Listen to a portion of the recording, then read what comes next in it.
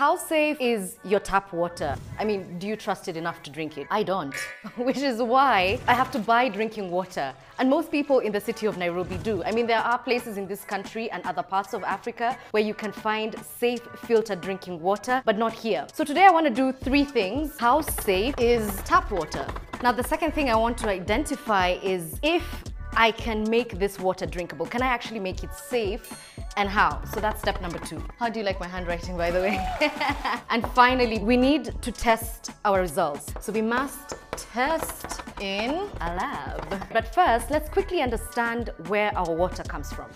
Nairobi sources most of its water from nearby dams as well as some groundwater reservoirs. The problem is that the city doesn't supply enough water, which means that extra water is supplied through water trucks, boreholes, or water cellars. It also means that pipes, which in some cases are old and leaky, are also illegally tapped and damaged. The result is we have no idea how clean the water coming out of our taps actually is.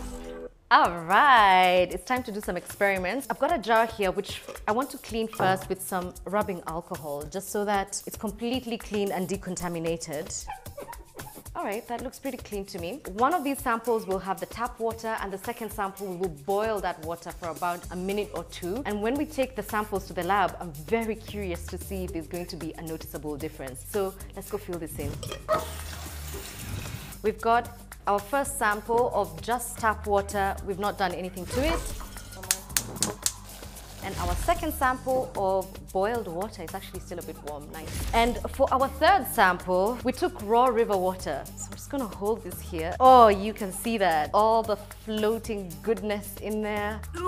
We'll collect some of this water and filter it and boil it and take it to the lab and see if there's gonna be a significant difference between our first sample, second sample, third sample, and of course we're gonna have a 4th one. Let's get filtering. What types of pollutants might we find in water here in Kenya? Microbial contaminants, bacteria and viruses from human and animal waste, heavy metals, such as lead and mercury, often found in industrial runoff. They're now ready to be taken to the lab and see what the scientists say. Send you a couple of samples about a week ago. I'm guessing you have the results. We do. Let's go to the tap water. Is there anything from our tap water sample that we should be concerned about? Of course, yes, we should be. Of course, yes. According to the results, the recommended pH should be between 6.5 to 8.5, but as you can see here, the pH is 8.82. So that really makes it unfit for consumption. What happened then after we boiled our water? Could we have fixed that? Fortunately, I can see, yes, the results show that after boiling, simple thing as boiling your water can already eliminate something like, you know, alkalinity in your water. Then we have the raw river water. There are a number of parameters and very serious ones to say that have indicated this water was not fit for consumption. We realized that there were several microbes in this water, both with pathogenic and non-pathogenic, and the number was huge. We went ahead and checked a parameter called E. coli. If you find your E. coli in water, it indicates fecal contamination. Fecal contamination could be from sewer, from mammals, from people, from birds. When they grow, this river water indicates that there are high levels of manganese and fluoride. So therefore, it's not fit for consumption. I thought fluoride was good in water because of its benefits for our teeth, or am I misinformed?